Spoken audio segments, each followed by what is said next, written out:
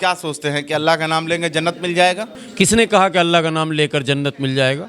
आगे जो है मटका, पीछे झाड़ू। यस यस यस, बस कहानी कहने की जरूरत नहीं, लोग सब जानते हैं। आज हम भारत में अंग्रेजों को भगाने वाले उन तमाम सपूतों को कितना सम्मान देते हैं? बहुत देते हैं ना। उन्होंने तो सिर्फ एक मुल्क को अंग्रेज से आजाद कराया। बाबा साहब अम्बेडकर ने इस पूरे खित्ते के उन मजलूमों को कई हजार साल की गुलामी से आजादी दिला दी। उस वर्ग की बात, हाँ उस वर्ग की बात कर रहा हूँ, आप समझ रहे हैं, व्यूअर भी समझ जाएंगे, क्योंकि दोनों रंगीन फोटोकॉपी है। हाफिज गुलाम सरवर है जो दिल्ली से आए हुए हैं और इनका आपने सोशल मीडिया बहुत सारी वीडियो देखे होंगे। जो अमित शाह ने बयान दिया है अंबेडकर को लेकर, गुलाम साहब आपको क्या लगता है ये बयान उनका जो था वो क्या मतलब बता रहा है, क्या दर्शा रहा है? देखिए, असल में कई बार जो है भाव अलग होते हैं, शब्द अलग हो जाते हैं। भाव उनका था, उस पर तो मैं सवाल उठाता नहीं हूँ, क्योंकि वो पूरा जब मुकम्मल सुनेंगे तो लगेगा कि नहीं, कहना तो कुछ और चाह रहे थे वो विपक्ष को, असल में कांग्रेस को घेरना चाह रहे थे। लेकिन जो शब्दों का चयन था और जो बॉडी लैंग्वेज था आपत्तिजनक था और उसके कारण घेरे में आ गए। दूसरी बात, उन्होंने एक बात उसमें जो ऐड कर दी थी वो ये कर दी थी कि अगर इतना नाम भगवान का लेते तो सातों जन्म स्वर्ग में रहते। ये भी आपत्तिजनक शब्द था। हाफिज साहब, आपकी आस्था कहाँ है? अल्लाह पर है ना? आप क्या सोचते हैं कि अल्लाह का नाम लेंगे जन्नत मिल जाएगा? तो अमित शाह ने ऐसा क्या? नहीं मिलेगा। किसने कहा कि अल्लाह का नाम लेकर जन्नत मिल जाएगा? कहाँ है लिखा हुआ? अगर नाम लेने से ही जन्नत मिल जाता तो फिर अहकाम इतने जो हैं इस्लाम में, वो अहकाम क्यों होते?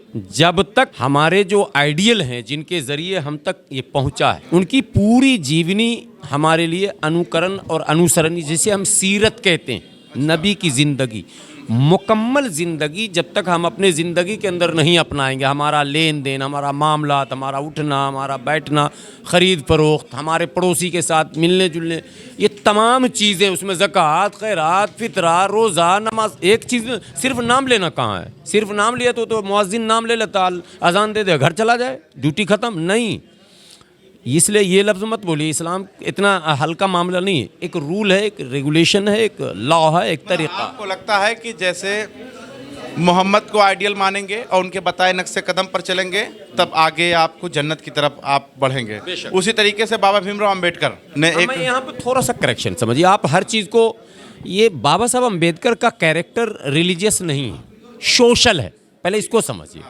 ये उनका चरित्र धार्मिक चरित्र है ही नहीं, धर्म तो छोड़ दिया उन्होंने, धर्म के खिलाफ तो किताबें लिखी हैं।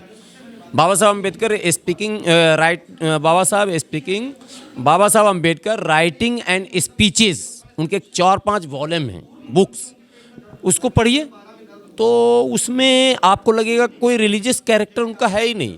पूरी ज़िंदगी में धर्म से तो संघर्ष किया उन्होंने, सोशल रिवोल्यूशन है उनका, सामाजिक आंदोलन है टोटल, पानी के लिए तालाब आंदोलन, ठीक है, मत के अधिकार का आंदोलन, रिजर्वेशन का आंदोलन। ये रिजर्वेशन जो संविधान में आया उससे पहले ना, साइमन कमीशन जब आया था तो भारत का संविधान नहीं ना था, वो आया था काहे के लिए? बाबा साहब अम्बेडकर के अनुशंसा पे आया था। दरअसल बाबा साहब अम्बेडकर ने देखा था सामाजिक स्थितियों को, हज़ारों साल की जो वो व्यवस्था थी जिसको गुलामी की व्यवस्था कहते हैं, उनके लिए शोषित वर्ग की बात कर रहा हूँ, वंचित वर्ग की, जिनको आप चौथा वर्ण मानते हैं या शूद्र मानते हैं, जीते जी नरक था। और ये परंपरा 1-2 साल की नहीं थी, कई हज़ार साल पुरानी थी। इस्लाम मज़हब आया, कुछ लोग इस्लाम की शरण में गए, क्रिश्चियनिटी आया, कुछ लोग क्रिश्चियन, लेकिन ये बीमारी ख़त्म हुई नहीं, इन लार्ज बीमारी थी। तो बाबा साहब अम्बेडकर को एससी समाज के लिए एक नरक जैसा व्यवस्था बना दिया गया था। आगे जो है मटका, पीछे झाड़ू। यस यस यस, बस कहानी कहने की ज़रूरत नहीं, लोग सब जानते हैं। तो मैं ये कह रहा हूँ कि उस व्यवस्था को बदलने के लिए बाबा साहब अम्बेडकर ने संघर्ष किया और उसमें वो सफल हो गए। अब एक बात मानिए, जो हज़ारों साल का गुलाम हो, आज हम भारत में अंग्रेज़ों को भगाने वाले उन तमाम सपूतों को कितना सम्मान देते हैं? बहुत देते हैं ना। उनके शान में कोई गुस्ताखी करता है तो क्या हाल होगा? उसका कॉलर पकड़ लेंगे ना।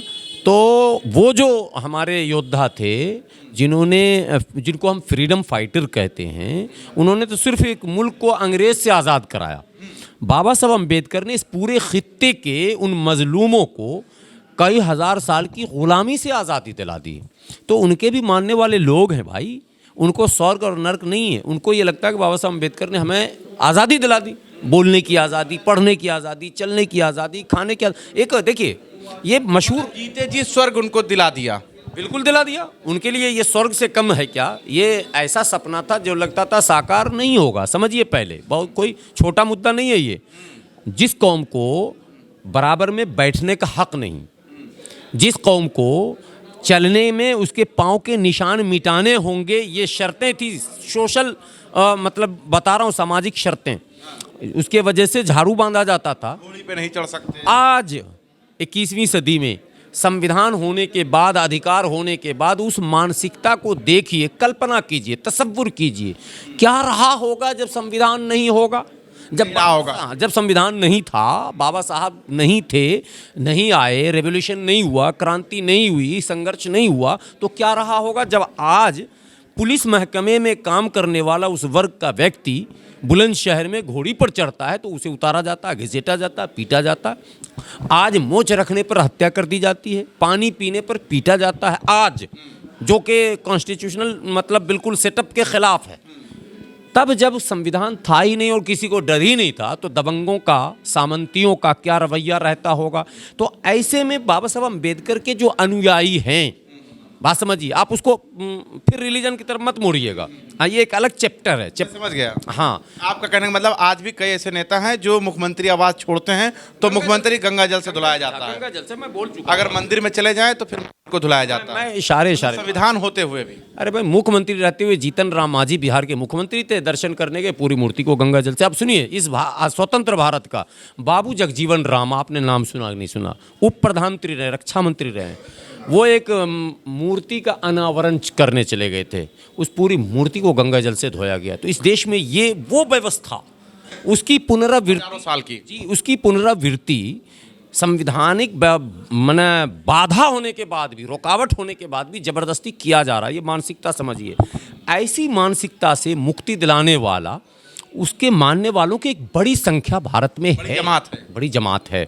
ऐसे में आप अगर ये कहते हैं कि जितना नाम तुम उसका लेते हो उतना नाम अगर भगवान का लेते, बात समझिए, तो तुम सातों जन्म स्वर्ग में रहते। तो उनके लिए ये समझिए कि एक ऐसा शब्द है जैसे किसी ने सीने में तीर मार दिया हो। ये ऐसे शब्द हैं। आपका भाव क्या है? आपको कांग्रेस को घेरना, घेरिए। कांग्रेस ने कितना अच्छा किया, खराब किया, दुनिया जान रही है। भाजपा को बताने की क्या जरूरत है? भाजपा तो रंगीन फोटो कॉपी ही है ना कांग्रेस की, कोई नया तो है नहीं।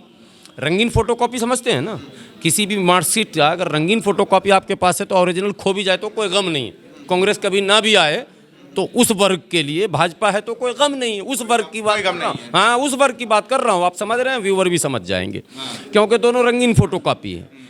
तो ये सिक्के के दो पहलू हैं, सिक्के के दो पहलू है। ये आरोप प्रत्यारोप लगा के हमको बेवकूफ़ बनाते हैं, लेकिन उस व्यवस्था के पोषक हैं, चाहे वो पूंजीवाद हो, चाहे सामंतवाद हो, चाहे वो सोच जिसे मनुवाद कहते हैं। आपको लगता है कि अमित शाह ने बहुत गलत पंगा ले लिया है? पंगा ये तो पॉलिटिक्स वाले अपनी बात करेंगे, हम तो इतनी बात कहते हैं कि उस समाज से समाज के भावनाओं को आहत किया गया है। जो भी अम्बेडकरवादी हैं, जो जानते हैं कि बाबा साहब अम्बेडकर के संघर्ष के कारण हम स्वतंत्र हुए। देखिए, मैं इस्लाम को मानता हूँ, लाखों करोड़ों लोगों ने इस्लाम के शरण में अपने आप को सुरक्षित कर लिया, लेकिन जो रह गए, लाख करोड़ों लोग क्रिश्चियनिटी में चले गए, सिखिज्म में चले गए, ये सब यहीं के लोग गए, कहीं आए नहीं है कहीं से।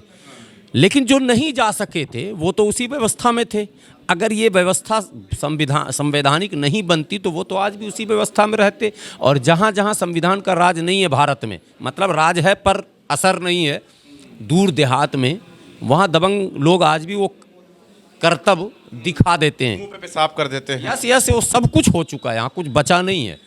तो संविधान होते हुए भी ये मैं कह रहा हूँ। तो इसीलिए मैं कहता हूँ, कल्पना कीजिए ना होता। एक ऐसे समाज का व्यक्ति था, उससे इंटरव्यू कर रहा था सरवर साहब।